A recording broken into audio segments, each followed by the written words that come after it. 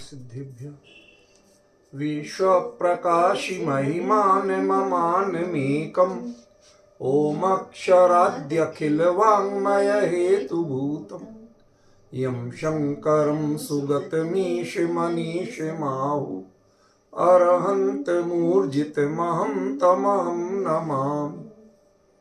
यह आचार्य योगेंद्र देव द्वारा विरचित अमृताशीति नामक परम आध्यात्मिक ग्रंथ है।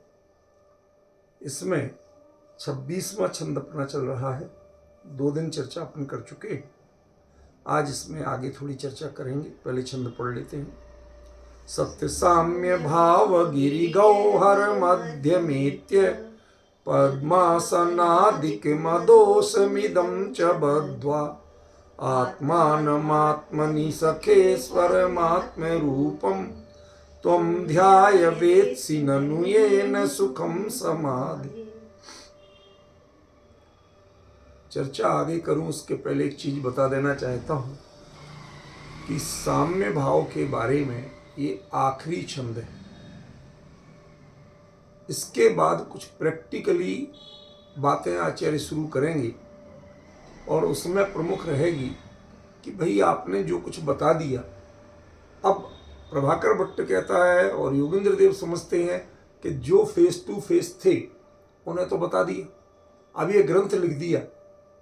ये ग्रंथ जो लिख रहे हैं और इसको आगे जो लोग पढ़ेंगे उनको फेस टू फेस नहीं होगा। शब्दों की सामर्थ्य सीमित है। तो इसके बाद रह रहे के कुछ छंदों में एक चर्चा चलेगी और वो होगी ध्यान साधना में गुरु की महत्ता। ये काफी अलग है। अपने जैन ग्रंथों में, विशेषता अध्यात्म ग्रंथों में इसकी ज्यादा चर्चा नहीं की गई, लेकिन योगेंद्र देव ने यहां पर इसकी चर्चा बहुत खुल के की और कई एंगल से की। तो हमें कल नहीं, अभी 1-2 दिन तो ये चलेगा, पर उसके बाद जब वो शुरू होगा प्रकरण, उसको आपको बहुत सावधानी से, एक नया दृष्टिकोण है और बड़ा व्यवहारिक दृष्टिकोण है, तो हमें समझना पड़ेगा कि क्या इसकी जरूरत है, क्या ये निमित्ताधीनता सिखाई जा रही है या इसकी कोई वास्तविकता है, उसका अध्यात्म तत्व ज्ञान से क्या मेल है, ये सब आपको सीखना पड़ेगा। ठीक है ना। तो ये चर्चा जब तक चल रही है 26वें पर, यहां तक तो आप समता से समाधि तक की पूरी चर्चा गंभीरता से कीजिए। 2 दिन, 3 दिन, 4 दिन जो भी चले, वो उसकी योग्यता पर है कितना चल रहा है। लेकिन उसके बाद एकदम से कॉन्सेप्ट चेंज होगा और गुरु की महत्ता ध्यान साधना के क्षेत्र में क्या है, क्यों है, उसके ऊपर चर्चा आना शुरू होगी। उसमें शुरू में निमित्ताधीनता आपको बहुत लग सकती है, तो वो कॉन्सेप्ट आपको क्लियर करूंगा। मैं मूल से करूंगा। आचार्य ने क्या कहा वो बताऊंगा, अपनी ओर से कुछ नहीं कहूंगा, लेकिन आपको भी जरा सावधानी से सुनना है, क्योंकि हम लोगों में, खासतौर पर मुमुक्षुओं में, एक कॉन्सेप्ट बहुत चलता है। जरा सी बात को ऐसा, हमें निमित्ताधीन मत बनाओ, हमें पराधीन मत बनाओ, हमें व्यवहार मत सिखाओ। वो हम ऐसे कमेंट्स करके बचना चाहते हैं। मैं आपसे पूछना चाहता हूं कि यदि वस्तु व्यवस्था को यही चीज स्वीकार हो, तो छायक सम्यक दर्शन में, श्रेणी के आरोहण में कई ऐसे प्रसंग हैं जिनमें केवली का पादमूल कारण कहा। क्यों कहा? केवली तो परतत्व है भाई। वो छायक सम्यक दर्शन जीव को लेना है और श्रेणी आरोहण भी उसे करना है, तो उसमें केवली का पादमूल कारण क्यों कहा? जीव को मोक्ष जाने के लिए चौथा काल कारण क्यों कहा? क्या ये निमित्ताधीन चर्चा नहीं? क्या ये पराधीनता नहीं? पर इसको हम आसानी से स्वीकार करते हैं। भाई वस्तु व्यवस्था है सिद्धांत ग्रंथों में, तो सिद्धांत ग्रंथ की तरह ही ये चर्चा आएगी। ये संत कवियों ने इस बात को बहुत कहा, चाहे कबीर हो, सूर हो, ऐसे संत कवियों ने गुरु की महिमा का बहुत गुणगान किया। आज भी कई संप्रदाय ऐसे हैं जैनेतर जिनमें गुरु की ऐसी महिमा मानी गई कि जिसने तुम्हें दीक्षा दी है, जिसने सिखाया, बस वो ही सब कुछ है, वो भगवान से भी ऊपर है, ऐसा भावातिरेक में कभी कभी कह देते हैं। लेकिन क्या वास्तव में गुरु से काम होता है? मुद्दा समझिए, क्या उससे काम होता है? क्या वह जैन तत्वज्ञान और संस्कारों से मेल खाता है? इस पर आपको विचार करना। मैं इस पर विचार करने के लिए एडवांस में आपको सूचना दे रहा हूं कि ये 26वें छंद पे चर्चा पूरी होते ही फिर जो प्रकरण आएगा वह एकदम ट्विस्ट लेगा, पूरा चेंज होता दिखेगा, लेकिन कायदे से वह इसका पूरक होगा, इसका बाधक नहीं। अब वो पूरक है या बाधक है, इसके लिए हमें अपना विजन चाहिए, समझ चाहिए। हम पूरी कोशिश करेंगे कि आपको समझ में आए, मैं स्पष्ट कर सकूं, पर आपका भी सहयोग चाहिए। आप थोड़ा सा पढ़ के बैठेंगे और अच्छा रहे। ठीक है, आज इसी छंद पे चर्चा शुरू करते हैं। भावार्थ तक हो गया था, विशेष चलना है आज। प्रस्तुत पद्य में योगींद्र देव ने ध्यान के योग्य क्षेत्र और आसन, रुक के चलिएगा, पहला पॉइंट क्या है? क्षेत्र। कौन सा क्षेत्र? ध्यान के योग क्षेत्र। तो वो क्या कहा? गुफा के मध्य में जाकर, एक विशाल पर्वत की गुफा के मध्य में जाकर। तो ये क्या है भाई? अब कहीं किसी को गुफा ना मिले, पर्वत ना मिले, तो क्या समुद्र के तट पे ध्यान नहीं हो सकता? भगवान महावीर ने जब शमशान में कर लिया था, और आप विश्वास नहीं करेंगे विजय भाई साहब, ध्यान के लिए श्मशान को अपेक्षाकृत उत्कृष्ट माना गया स्थान।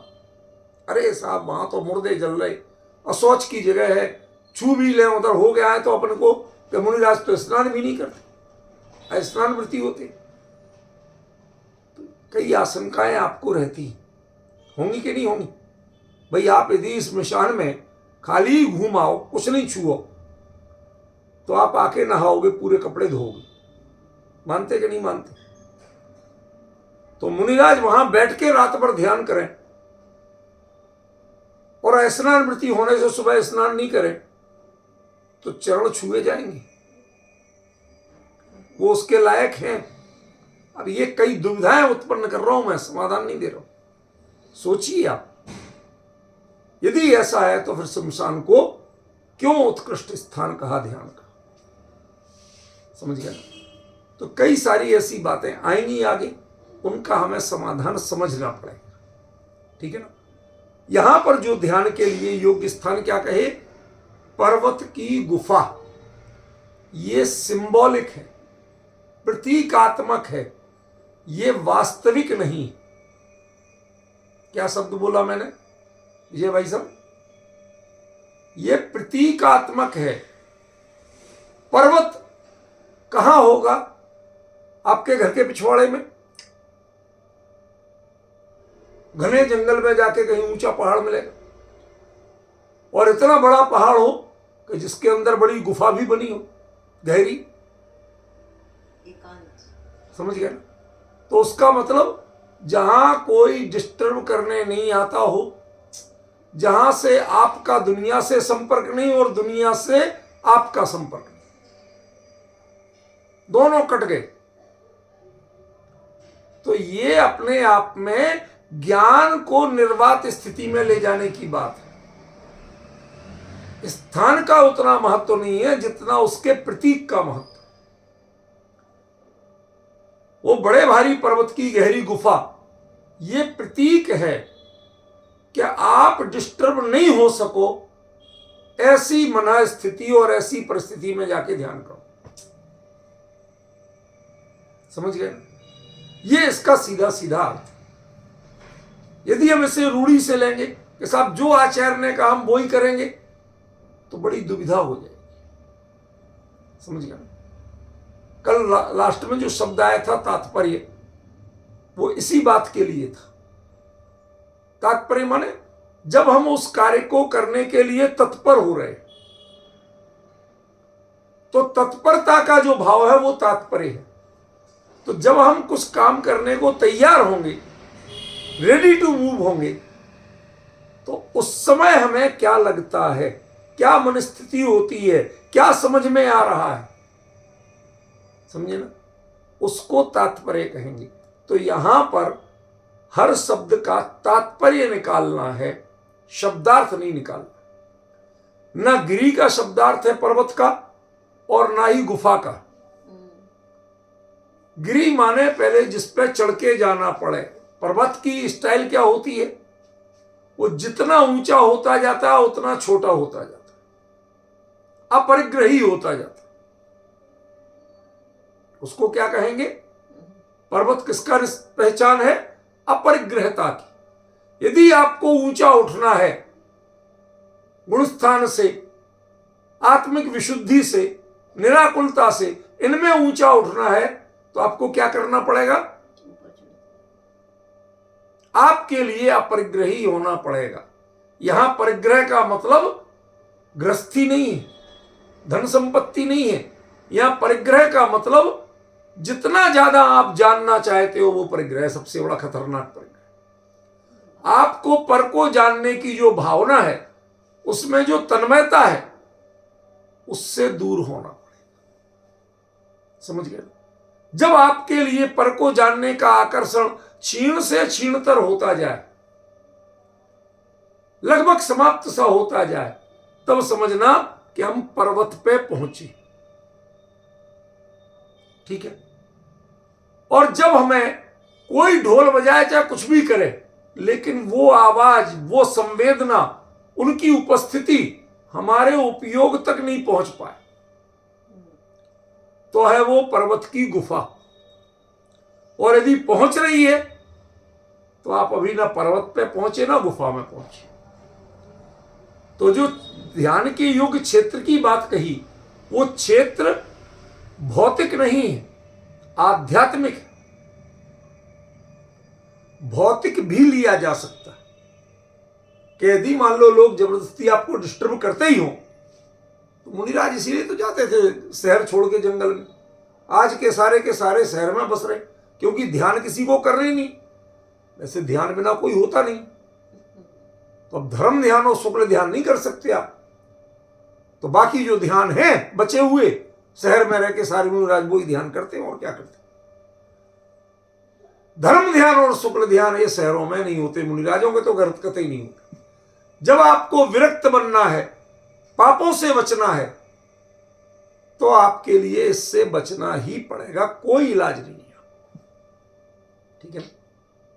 शहर और शहरियों से जितने बच के रहोगे उतना ध्यान कर पाओगे, वरना ध्यान तो करोगे, लेकिन जो नरक गति और त्रिंज गति का कारण है, ऐसा आर्त और रौद्र ध्यान करो। ध्यान के बिना आत्मा नहीं रह सकता। ध्यान तो होगा, लेकिन कौन सा होगा फिर ये सीखना पड़ेगा, समझना पड़ेगा। समझिए ना? तो ध्यान के योग क्षेत्र से मतलब क्या, कि जब क्षेत्र का प्रभाव आपकी प्रणति पे ना पड़े, क्षेत्र का विकल्प ये आपके प्रणति तक ना पहुंच पाए, बस वही ध्यान के योग्य क्षेत्र। श्मशान को क्यों कहा विजय भाई साहब? श्मशान को ध्यान का क्षेत्र क्यों कहा, बता सकते हो? लोग तो वहां भी पहुंचते, लेकिन वहां से सब भागना चाहते। पता नहीं कौन चिपट जाए, कोई रात में रुकना नहीं चाहता। एक बात बताओ, श्मशान का जो पंडित होता है, वो यदि सुंदर हो, पढ़ा लिखा भी हो, कदाचित स्वस्थ भी हो, और उसको रहने के लिए जगह भी बहुत बढ़िया ऐसी मिली हुई हो, आमदनी भी बहुत अच्छी हो, तो भी कोई अपनी लड़की देना चाहेगा क्या? अरे शमशान में कौन रखेगा? कभी बेटी से मिलने गए तो कौन मिलेगा, कौन रुकेगा वहां? भूत चिपट गए तो? मुर्दों की गंध आना जलने की। समझ गए?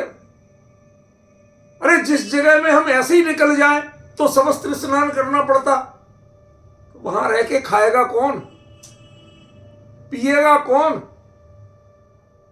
सामान्य रोटी दाल और पानी की बात कर रहा हूं और कुछ नहीं कर रहा हूं, समझे ना? तो ये सब चीजों को हमें समझना पड़ेगा। अन्य मतियों में जो शमशान के आराधक होते हैं, एक मिनट सुन के जाओ, अन्य मतियों में जो शमशान के आराधक होते हैं, साधक होते हैं, वो नियम से मांस भोजन और मदिरा पान करते हैं। मतलब आपको उसका प्रभाव अशुचिता के रूप में आता है। चाहे कोई भौतिक छोटे मोटे चमत्कार होते हो, लेकिन ये तय जानिए, मैं पूरी जिम्मेवारी से कह रहा हूं जनवाणी की गद्दी पे बैठ के, कि जो भी भौतिकता के चमत्कार या किसी आकर्षण में श्मशान में ध्यान करने साधना करने जाएंगे, उनका भोजन मांस होगा और उनका पेय पदार्थ शराब होगा। तभी वो बैठ पाएंगे रात भर। बोली वो पर के लक्ष्य की विधि ही ऐसी है।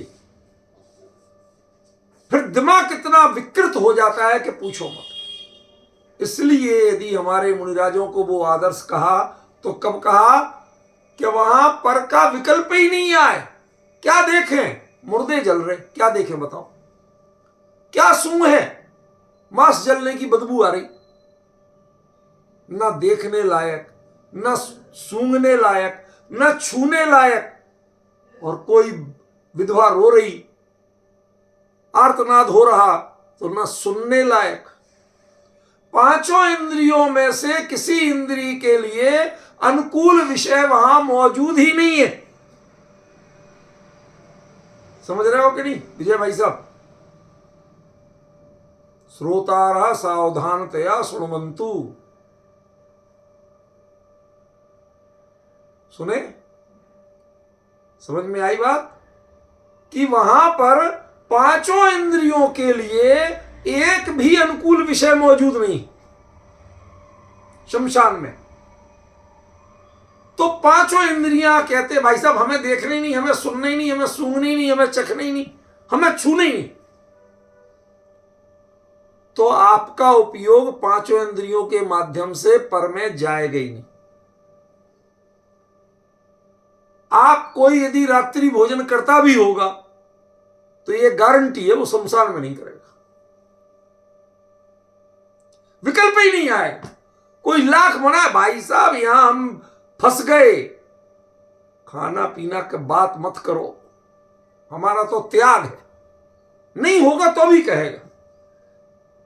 जैसे उसका त्याग नहीं है लेकिन फिर भी वो त्याग कहता है, इसी प्रकार पांचों इंद्रियों के विषय के सेवन, जरा सा भी संस्कार शिष्टाचार आप में है तो उसका त्याग शमशान में स्वतः ही होता है। और जब ज्ञान पांचों इंद्रियों के माध्यम से किसी पर को जानने में प्रवृत्ति नहीं होगा तो क्या अप्पा अप्पम्मी रदो नहीं होगा? आत्मा का उपयोग आत्मा में नहीं जाएगा। इसलिए आत्म ध्यान का, समाधि की साधना का उत्कृष्ट क्षेत्र कहा गया। यदि वहां पर जो कुछ होता है, पांचों इंद्रियों के जो विषय मौजूद हैं, यदि वो जान लिए तो आपके मुकाबले अघोरी कोई नहीं। अघोरी तो समझते हो? अरे नहीं समझते हो तो पूछो, बताऊंगा मैं। हमारे यहां भी अघोर होता है और उनके यहां भी अघोर होता है, जानते हो? जो 64 रिद्धियां या 48 रिद्धियां हैं उनमें एक अघोर रिद्धि है। मतलब जो बिल्कुल ग्लानि युक्त स्थितियां हैं उनमें जिनको कोई फर्क नहीं पड़ता, रत्ती भर भी जिनका उपयोग विचलित नहीं। आपको सिखाना पड़ता है, मुनि तन मलिन न देख घिनावे। आपको सिखाना पड़ता है, महाराज जी का शरीर यदि मैला हो तो तुम घृणा मत करियो। तो इसका मतलब महाराज जी अनकल्चर्ड है, उन्हें अकल नहीं है, उन्हें गंदा रहने में मजा आता है। कहते नहीं, कहते यही तो अघोर साधना है। कि आप उससे प्रभावित नहीं होते, समझ गए ना। और यदि प्रभावित हो गए तो फिर अघोर साधना इतनी घनघोर होती है कि पूछो मत। वो रात्रि में भोजन करेगा, मांस का भोजन करेगा, समझ में है ना। मांस खाने वाली और शराब पीने वाली जो साकनी डाकनी है उनका सेवन करेगा। सोचो, सारे काम विपरीत होंगे, समझ रहे ना।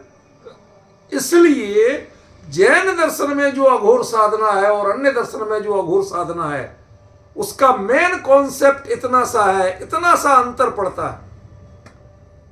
जो श्रोता सुन रहे हैं वो जरा ध्यान से सुन लें, क्योंकि ये चर्चा द्वारा नहीं मिलेगी। उसमें इतना सा अंतर पड़ता है। क्या अंतर पड़ता है? क्या अंतर पड़ता है पवन जी? कि वो बाहर के संयोग अत्यंत घिनौने हैं, लेकिन जैन की अघोर साधना वो उनकी ओर देखती ही नहीं है, उससे उन्हें मतलब ही नहीं है और उससे उनको कोई फर्क नहीं पड़ता। मुनिराज का शरीर मैल से इतना मलिन है, मुनिराज को फर्क नहीं पड़ता, तुम्हें फर्क पड़ता है। तुम्हें सिखाना पड़ता है कि भैया देख के घृणा मत करियो, तुम्हें सिखाना पड़ता है, उन्हें नहीं सिखाना। उन्हें तो उनका है, यदि बदबू भी आएगी, जो कुछ होगा वो तो उन्हें तो 24 घंटे देखना, समझ गए ना। तो उस घनघोर स्थिति में भी जो अघोर बने हुए हैं, अप्रभावित बने हुए हैं, उन्हें कहते हैं अघोर गुण ब्रह्मचारिणम। ये रिद्धि है, अघोर गुण ब्रह्मचारी, ये रिद्धि है। वो ब्रह्मचारी माने ब्रह्मचर्य व्रत के धनी नहीं है। अघोर गुण, जो पांचों इंद्रियों से पर को देखने का भाव ही, पर में कोई आकर्षण नहीं, तो कहां जाएगा जब पांचों इंद्रियों से ज्ञान नहीं जाएगा? तो कि वो ज्ञान अपने स्वरूप में जाएगा, इसी का नाम ब्रह्मचर्य। वहां ब्रह्मचारणम का अर्थ स्त्री प्रसंग का त्याग नहीं है। अरे वो तो महाव्रती मुनिराज के बहुत पहले ही से होता, उसको क्या त्याग कराना, समझ रहे ना। तो अभिप्राय जरा समझने की कोशिश करो कि आचार्य देव ने कौन चीज कहां कैसी कही। अन्य मतियों में अघोरी कौन है कि जो उन पांचों इंद्रियों के विषय को, जो अत्यंत घिनौनी स्थिति में है, उनमें तन्मय होता है। उनका अघोरी उस घनघोर अवस्था में तन्मय होता है, और हमारा अघोरी भी उसी अवस्था में बैठा दिखता है, लेकिन उसमें तन्मय नहीं। वो तन्मय अपने स्वरूप में होता है, ब्रह्म स्वरूप में होता है, ब्रह्मचारिणम होता है, वो तंत्रचारिणम नहीं होता है, समझे ना। इसलिए आपको जो क्षेत्र की महिमा बताई वो भाव परक ज्यादा है, वस्तु परक कम है, स्थान परक कम है, उसमें भौतिकता कम है। भौतिकता तो प्रतीक रूप में है कि जैसे आप शहर से दूर जंगल में जाए, जंगल से पहाड़ पे चढ़ जाएं, और पहाड़ पे चढ़ के भी किसी गुफा में जाके गहरे बैठ जाए, जहां ना आपको दुनिया की आवाज सुनाई पड़े, ना आपकी बात दुनिया को सुनाई पड़े, ना आपको दुनिया दिखाई पड़े, ना दुनिया को आप दिखाई पड़े, समझ गए ना। ये ज्ञान में पर का संपर्क कटना, जहां ज्ञान से आपका पर का संपर्क कटने लगे, बस वह सबसे उत्तम ध्यान का क्षेत्र। ये नोट करने जैसी बात बता रहा हूं सचिन तुझे। क्या पहले कभी कभार जब बीच में मैं बताता था तो ये मुद्दे की बात नोट करके बता देता था। अब ये मस्त हो गया आखिर, मुद्दे की बात पकड़ना इसने छोड़ दी। क्या कहा? ये क्षेत्रवाची उतना नहीं है, ज्ञान पर में रमे नहीं, पर से प्रभावित ही नहीं हो, ज्ञान को पर क्या होता है ये पता ही नहीं चले। उस गहन गुफा के अंदर अंधेरा भी है, किसी का आवागमन भी नहीं है, तो आपका ज्ञान ऐसी गहन गुफा की स्थिति में पहुंच जाए कि जहां किसी गेय का आवागमन नहीं हो, किसी गेय को आप जाने ही नहीं पाए। डिफरेंस समझिए। उसका नाम क्या है? गिरी गह्वर, पर्वत की गुफा, उसके बीचों बीच। यहां तक तो ध्यान के क्षेत्र की बात हुई। फिर क्षेत्र के साथ आसन, जगह पे तो पहुंच गए। अब आसन कौन सा लगाना? क्यों? क्योंकि ध्यान जब अपना करोगे तो ये शरीर का ध्यान नहीं रख पाओगे, और यदि ये गिर गया तो तुम्हारा ध्यान भी टूटेगा। इसे स्थिर होना जरूरी है, इसे टिका के रखना जरूरी है। समझ गए ना? तो वो नीचे देखिए, इसमें 9 आसन बताए। जरा नीचे से सेकंड पैराग्राफ के बीचों बीच, शास्त्रों में 9 प्रकार के आसन ध्यान योग्य गिनाए हैं। मिला? लगभग सबको पास मैटर होगा। देखिए, नहीं हो तो आपस में कह सुन के ले लीजिए, मेरे से अपेक्षा मत करिए। पर्यंकासन, वज्रासन, वीरासन, सुखासन, पद्मासन, दंडासन, उत्कटिकासन, गोदोहिकासन और कायोत्सर्गासन। मैंने 2-3 की चर्चा की थी आपसे। इससे यहां पर 9 आसन ध्यान के योग्य बताए। उसमें गोदोहिका आसन आई गया, पद्मासन आई गया, और जो दंडासन है वो सीधे डंडे की तरह खड़े रहना, ठीक है ना। और एक कायोत्सर्ग मुद्रा आसन। जितने हैं नाम जान लो। अब इनके तो चिन्ह वगैरह बना के बताऊंगा पिक्चर, तब समझ में आएगा, वरना नहीं आएगा, ठीक है ना। अभी वो कर नहीं सकता। नाम से जान लो कि ये 9 प्रकार के आसन हैं। क्षेत्र, अब ऊपर पहुंच जाओ वापस। क्षेत्र और आसन के साथ साथ ध्येय, क्या जानना? किसका ध्यान करना है। आप दुनिया से हटके गुफा में पहुंचे, वहां भी आसन लगा लिया, लेकिन सब कुछ कर लिया, उसके बाद यदि ध्येय पता नहीं है तो पता स्थिति क्या होगी। जैसे मुनिराज को बाकायदा शुद्ध कपड़े पहन के, कलश आदि लेके पड़गा लिया, और पड़गाने के बाद चौके में ले गए, और उसके बाद कहा महाराज आहार तो आज बने नहीं, क्षमा करना।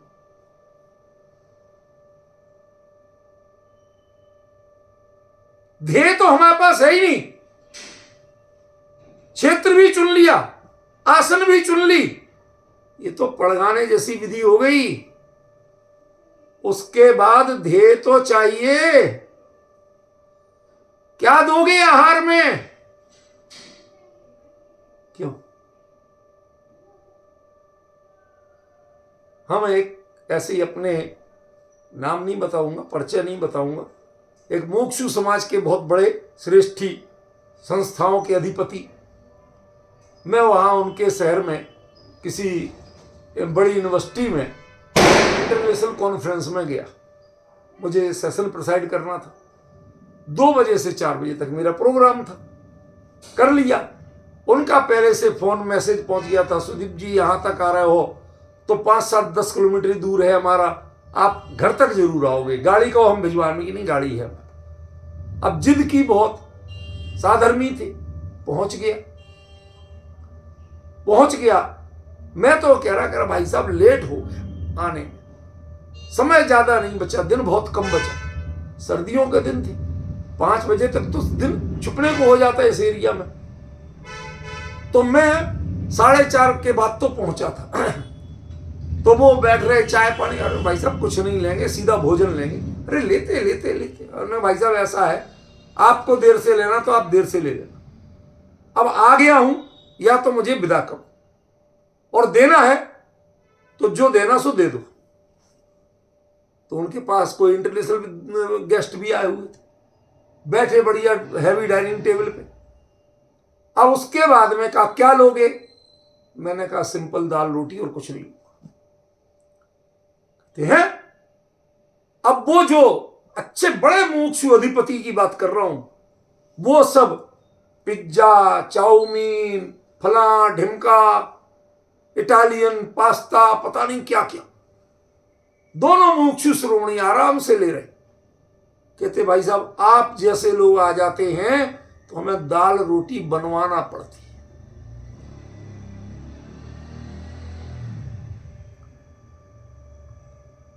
है। तो हमने कब कहा था कि तुम हमें निमंत्रण करो?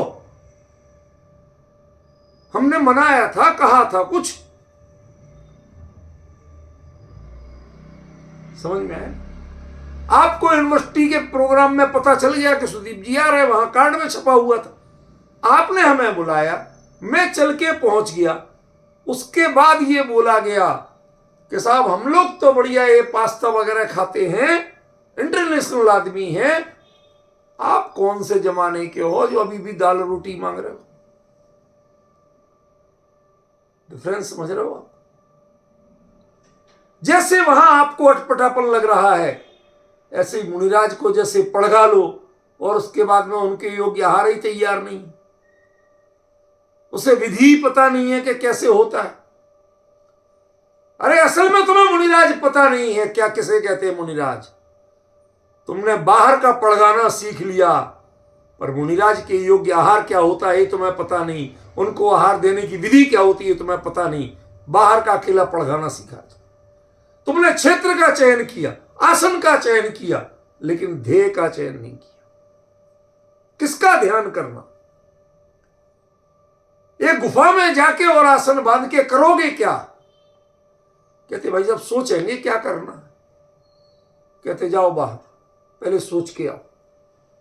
ये सोचने की जगह नहीं है, ये जगह तो ध्यान करने की। इसलिए पहले ध्येय जानना, फिर ध्यान की विधि जानना,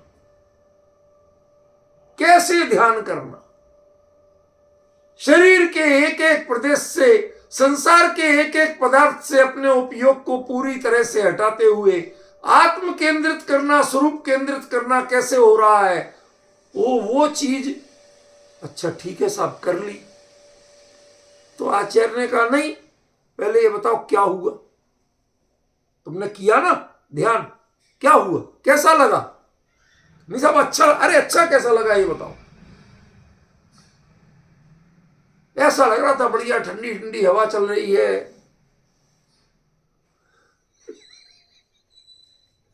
विजय भाई साहब।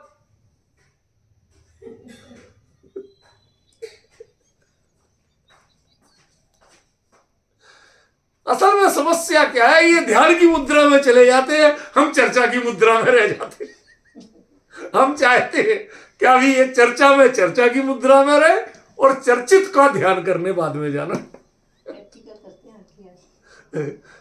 विजय भाई साहब आपके लिए कमेंट्स कर रहे हैं कि भाई साहब साथ के साथ प्रैक्टिकल करते चलते। सुनो सुनो क्या हुआ। उससे पूछा कि हो गया ध्यान के? हो गया। क्या लगा था? एकदम ठंडी ठंडी हवा सी लग रही थी, हल्का हल्का उजाला सा आ रहा था, अंदर आंख बंद कर रहे थे फिर भी उजाला सा दिख रहा था। कहती तो सब पुद्गल की पर्याय हैं। ठंडा स्पर्श किसका होता है? ये पुद्गल की पर्याय है। उजाला किसकी पर्याय है? कि वो भी पुद्गल की पर्याय है। भाई तुझे आत्मा का ध्यान नहीं हुआ, पता नहीं किसका ध्यान करके आ गया था। इसलिए पूछा ध्यान का फल बताओ, क्या हुआ तुम्हें? फल से हम जानेंगे कि तुम्हें ध्यान हुआ कि नहीं हुआ, तुम्हें ध्येय मिला कि नहीं मिला, तुम्हारे लिए आसन बांधना सार्थक रहा कि नहीं रहा। पूरा रिवर्स लौटो और आसन के साथ तुम्हें जो पर्वत की गुफा जैसा क्षेत्र चुना था, वो चुनना उतना जाना, उसका कोई सेंस रहा कि नॉन सेंस हो गया? अब समझे पवन जी? ख्याल में पड़ रहा क्या कह रहे हैं? अच्छा देखो, ध्यान के विधि और ध्यान के फल का संकेत दिया है तथा साधक को परामर्श दिया है, जानकारी सब दे दी, लेकिन साथ में एडवाइस भी दी। क्या दी है? हे मित्र, तुम प्रशस्त समता रूपी गिरी की कंदरा में, पर्वत की गिरी कंदरा माने पर्वत की गुफा, उसमें प्रविष्ट होकर, किसी हिमालय और विंध्याचल की गुफा में नहीं जाना है, कोई बाहर में पर्वत नहीं ढूंढना है, अपने अंदर ही में पर्वत बनाना है। कौन सा पर्वत? देखो, समता रूपी गिरी, उसकी कंदरा में प्रविष्ट होकर निर्दोष रीति से, या दोष क्या है कि शरीर आपका जो पड़ोसी है इसकी सुख का ध्यान रखो, ये तुम्हें डिस्टर्ब करने ना आए। समझ गए ना? पहले उसको दे दो जो चाहिए, वो डिस्टर्ब करना नहीं है। उसे कैसे आसन में रहना वो आसन दे दो, उसको उसकी अनुकूलता दे दो। भाई अब इसके बाद में मैं तेरे से बात करने लायक नहीं हूं, ना मैं करूंगा और ना तू मेरे से करेगा। ठीक है ना? पद्मासनादिक में से कोई एक, देखो क्लियर लिखा मैंने, सब आसनों को ट्राई करने की जरूरत नहीं है, जो तुम्हें निर्विकल्प ध्यान में सहायक हो वो ले लेना। किसी व्यक्ति के लिए कोई गारंटी नहीं है कि किस आसन से ध्यान होगा। जिसमें तुम शांति से बैठे रहो, गिरो नहीं, और जो तुम्हें उपयोग को, बट आप बैठते हो बार बार, फिर ऐसे सब करते हो ना, ये गड़बड़ है। 1 घंटे शांति से बैठ के चर्चा सुन नहीं सकते, ये हमें पहचानना पड़ेगा। ये उपयोग की कमी है, ये योग की कमी नहीं है, ये उपयोग की कमी। समझ रहे? योग तो बड़ा सहयोग करता है आपको, शब्द में जरा श्लेष याद रखना। योग तो बड़ा सहयोग करता है आपको। वो कहता है भाई साहब आप डिस्टर्ब मत हो, आप अपने उपयोग को ठीक ठाक रखो। हम तो पैसे ही पुद्गल है, हमें तो फर्क पड़ता ही नहीं। कहते हम में ज्ञान है कहां जो हम परेशान होंगे? परेशान तो आप ही होते हो, आप हमें और करते हो।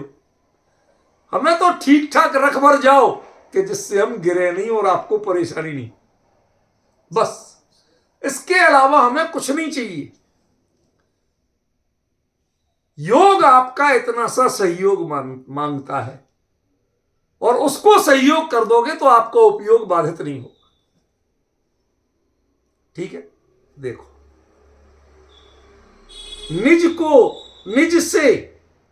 निज को परमात्म रूप ध्याओ। अब ये शब्द अभी भी अटका हुआ है कि परमात्म रूप ध्याओ क्यों कहा। कल चर्चा में आ गया था सिद्ध परमात्मा रूप। ये परमात्म रूप माने परिपूर्णता के रूप में। लक्ष्य कभी अधूरा नहीं होना चाहिए। गुरुदेव श्री ने बारंबार कहा, पूर्णता ने लक्ष्य शुरुआत थाय छे।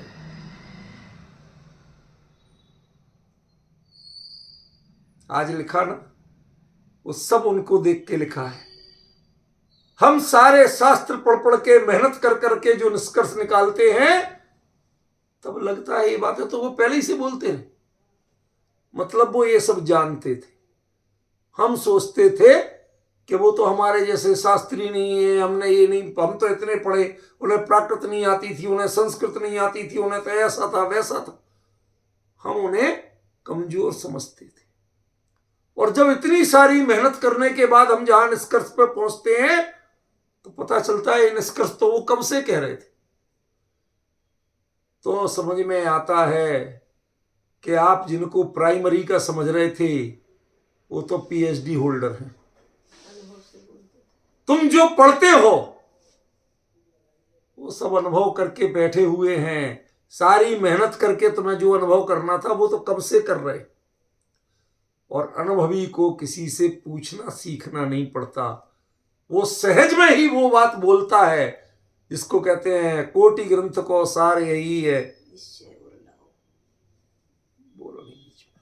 कोटि ग्रंथ को सार यही है, यही जिनवाणी उचरो है, दौल ध्याय अपने आत्म को, मुक्ति रमा तो ही वेग बरो। समझ रहे क्या है? करोड़ों ग्रंथों का सार इतना ही है। जो सार है वो कब से कह रहे, पूर्णता ने लक्ष्य शुरुआत था। તમે અપૂર્ણતાનો લક્ષ્ય ન બનાવો। कितनी गजब बात कही है, जरा विचार तो करो। तुम अपूर्णता को लक्ष्य मत बनाओ। आपको पता है ध्यान के लिए पंच परमेष्ठी में से 2 ही परमेष्ठी कहे व्यवहार धर्म ध्यान के लिए, 3 परमेष्ठी ध्यान के योग्य नहीं। आचार्य उपाध्याय साधु तीनों क्यों नहीं? क्यों नहीं है? क्योंकि इनका जितना परिचय आप लेते हो वो सारा का सारा परिचय व्यवहार है, परमार्थ नहीं है। सुन लो, आप आज एक गहरी बात बता रहा हूं, आप भी ध्यान से सुनना जरा। आचार्य उपाध्याय साधु का जितना परिचय आपको प्राप्त है वो व्यवहार है, परमार्थ नहीं है। बताइए, गुण 36, 25, 8, 20, भव तारण तरण जहाजीस, जो भी कह लो, क्यों 25 गुण कौन कौन से हैं? 11 अंग 14 पूर्व। ये क्या है? शब्दात्मक चीजें हैं। और शब्द किसकी पर्याय है? पुद्गल की पर्याय है। इनमें जितना तुम जानते हो उपाध्याय को, वो पौद्गलिक शब्दों के ज्ञाता के रूप में जानते हो। अंतरंग में किसे उपाध्याय कहते हैं, कभी जान पाए हो आज तक? 36 गुण जो आचार्य के गए वो अनुशासन आदि के केंद्रित जितने हैं वो सब भी पर के संपर्क से हैं। प्योर आचार्य किसको कहते हैं? आचार्य के आत्मिक गुणों में क्या विशेषता होती है, ये आज तक कहीं लिखा नहीं मिला। और साधु के भी जो 28 मूल गुण मिले वो सारे देहाश्रित क्रियाओं के, पराश्रित और देहाश्रित। कुछ हम देह को संभाले और कुछ दूसरे को नुकसान नहीं होने। तो उपयोग कहां है? पर में है कि स्व में है? और यहां ध्यान किसका करना? तो इसका मतलब है कि ध्यान के लिए आचार्य और उपाध्याय साधु ये कार्यकारी नहीं है, इनको लक्ष्य नहीं बनाया जा सकता, इनको आदर्श तक नहीं बनाया जा सकता। चूंकि ये 2 छूट गए तो बचे क्या? कि अनंत परमात्मा और सिद्ध परमात्मा। तो तुम अपने लिए रोल मॉडल किसी को बनाना तो परमात्मा को बनाना, साधकों को नहीं बनाना। अंतरात्मा को रोल मॉडल मत बनाना। वो और सब चीज के लिए रोल मॉडल हो सकते हैं, ध्यान के लिए नहीं हो सकते। पॉइंट समझे भाई साहब? अन्य बहुत कामों के लिए रोल मॉडल हो सकते हैं लेकिन ध्यान के लिए नहीं हो सकते हैं। अच्छी तरह दिमाग में बिठा के चलना। इसलिए आए बात कही। देखो, ध्यान की शुद्धि का प्रमुख कारण, नहीं इधर छूट गया, परमात्म रूप को ध्याओ ताकि तुम समाधि के अतीन्द्रिय आनंद का वेदन कर सको। अब यहां शब्द थोड़ा कमजोर। क्या? अतीन्द्रिय आनंद। अरे अतीन्द्रिय आनंद तो चौथे गुण स्थान में भी होता, वो कोई इंद्रिय आनंद थोड़ी होता। समझ गया? लेकिन कल जो आचार्य ने कहा था अनंत सुख के बीजभूत परम आह्लाद, ये बिल्कुल परफेक्ट शब्दावली है इसकी। समझ गया ना? अतीन्द्रिय आनंद ये परफेक्ट शब्दावली नहीं। भले ही मैंने लिखा है और मैं उसे अपने हाथों से गलत कर रहा हूं, ये ठीक नहीं। अब ये कब की बात है? 86 87 की बात है। उस समय जितना जानकारी, जितना अभ्यास था उसके अनुसार लिख दिया। अभी तो कोई पढ़े तो उन्हें तो इसमें गलती निकालते नहीं बनेगी। पवन जी, ये तो मैं बता रहा हूं, सो गलती पता चल रही है। वरना आप पढ़ जाए। हमारे एक परिचित हैं विद्वान अच्छे मोक्षु, वो अमृता सीति में व्याख्यान कर चुके हैं पूरी।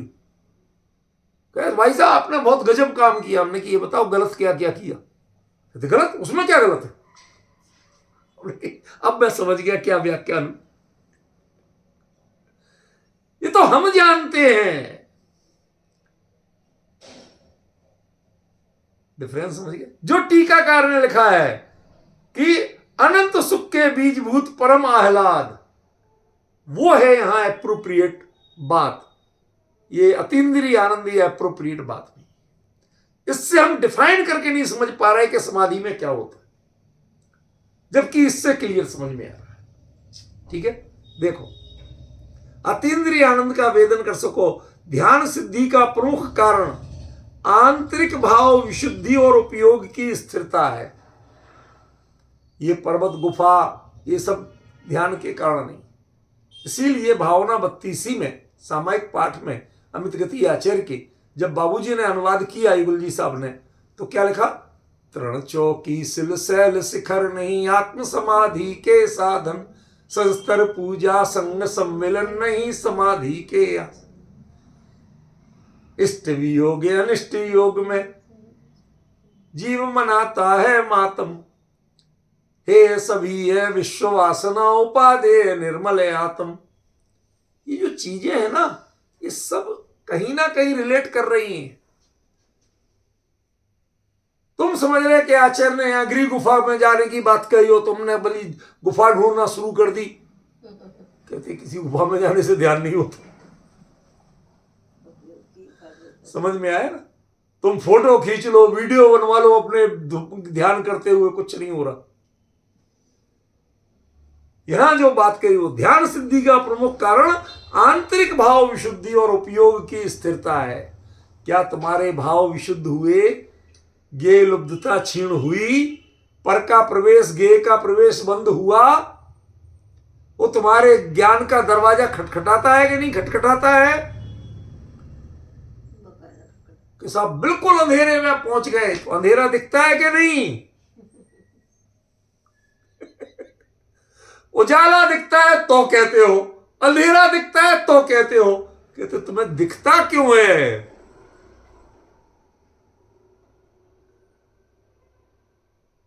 ये जो दिखता है ना, यही तो रोकना था। जब तुम्हें दिखना बंद हो जाए, चर्म चक्षुओं की प्रवृत्ति बंद हो जाए, तो ज्ञान चक्षु खुलेंगे। तब जो दिखेगा वो देखो। ठीक है ना?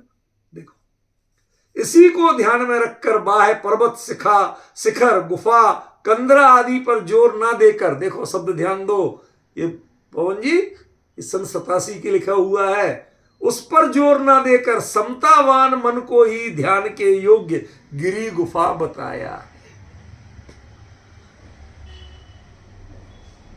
ये तुम पहाड़ ढूंढते घूमो, जंगल ढूंढते घूमो, गुफा ढूंढते घूमो, और कुछ नहीं बने तो उसमें एसी लगवाते घूमो। आजकल होता है ये सब, समझ गए? बढ़िया पाटा लगाओ, आसन लगाओ, है ये सब जो है, कितने घोर अज्ञानी प्राणी हैं कि जो इन सबको ध्यान का साधन, अपनी महानता का साधन मानते हैं।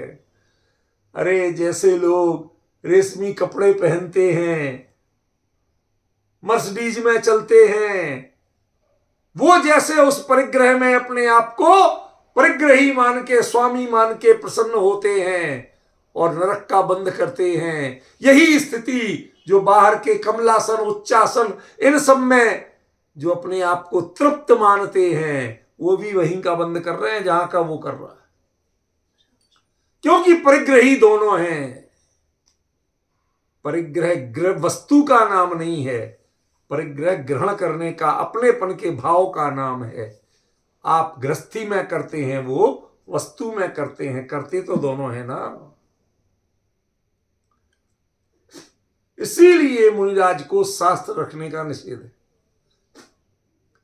उन्हें भ्रम हो सकता है, ये कितना बढ़िया शास्त्र, लोगों को भी भ्रम हो जाए कि ये लोगों ने क्या क्या नहीं किया।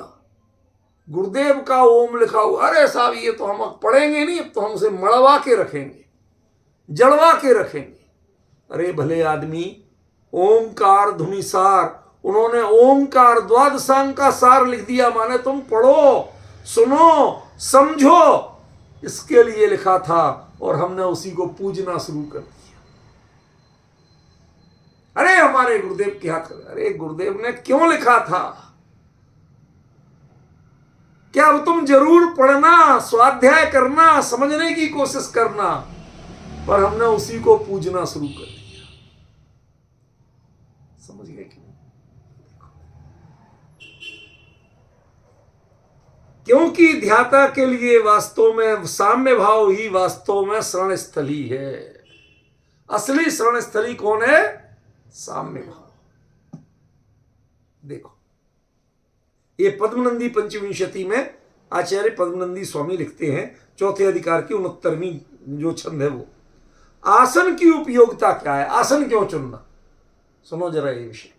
आसन की उपयोगिता यही है कि शरीर से ध्यान हटा लेने पर शरीर स्खलन या पतन को प्राप्त नहीं हो। विजय भाई साहब शुरू से यही अर्थ कर रहे हैं कि नहीं कर रहे? वो सब इसमें है। पतन को प्राप्त ना हो और ध्याता निर्विघ्न रूप से ध्यान की सिद्धि कर सके।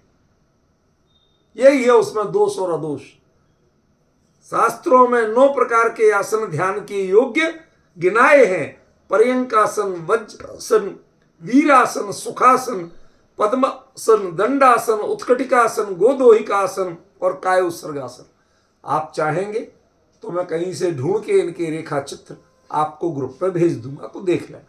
उसमें उनके नाम लिखे होंगे कि कौन सा आसन।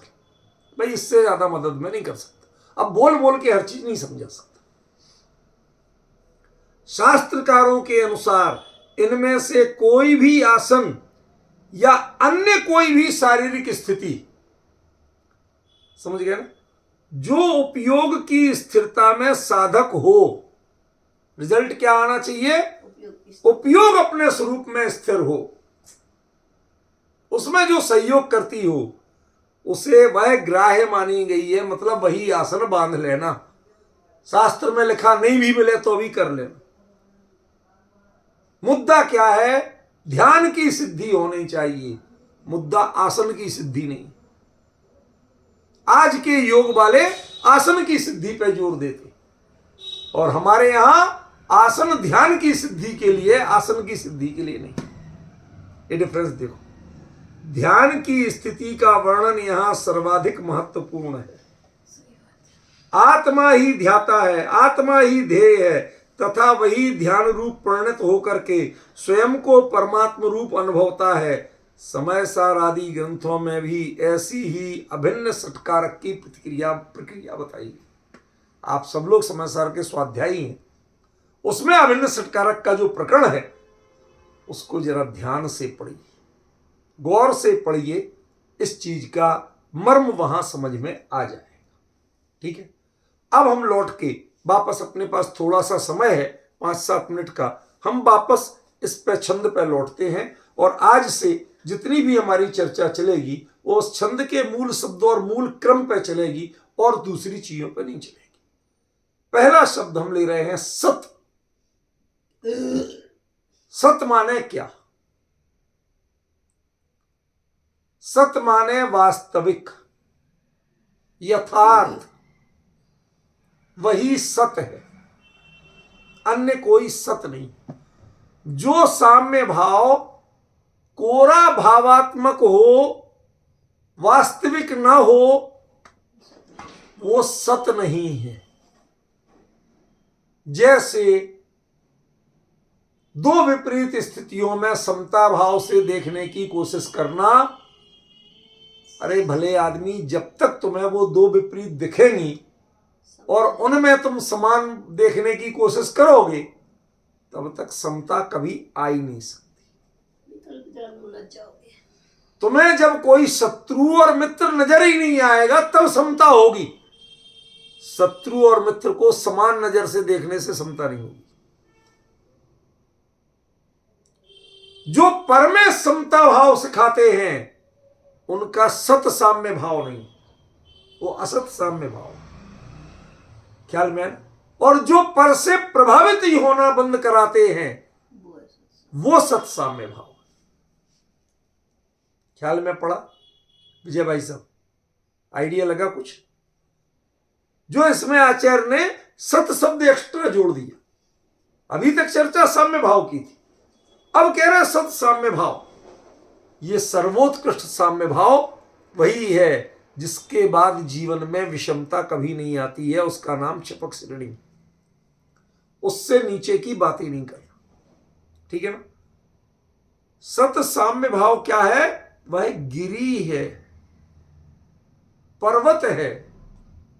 मतलब क्या हुआ सचिन? क्या मतलब हुआ? एक तो जितने चढ़ोगे उतने ऊंचे बढ़ोगे।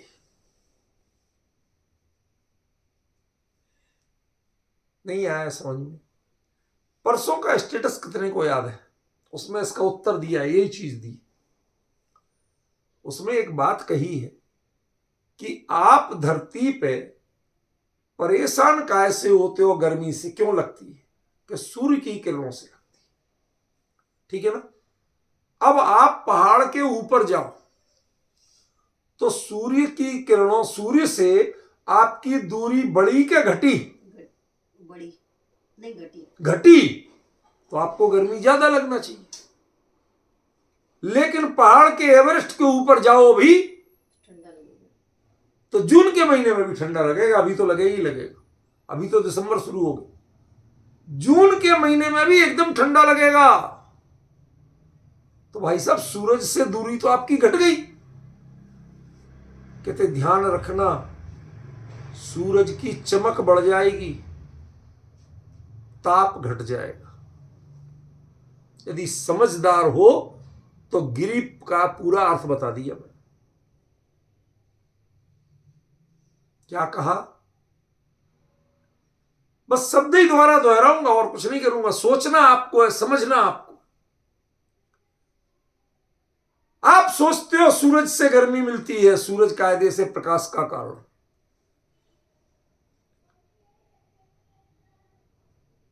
उससे उजास मिलती है, चमक मिलती है। जितने उसके नजदीक जाओगे, जितने ऊंचे पहाड़ पे जाओगे, जून के महीने में भी शीतलता मिलेगी। मैंने आपको बताई था, कैलाश यात्रा पे जब गया तो दिल्ली से जिस दिन चले, यहां से टेक ऑफ हुआ फ्लाइट, तो 48 डिग्री सेल्सियस था। काठमांडू उतरा तो 28 डिग्री था। 20 डिग्री सेल्सियस कम हो गया।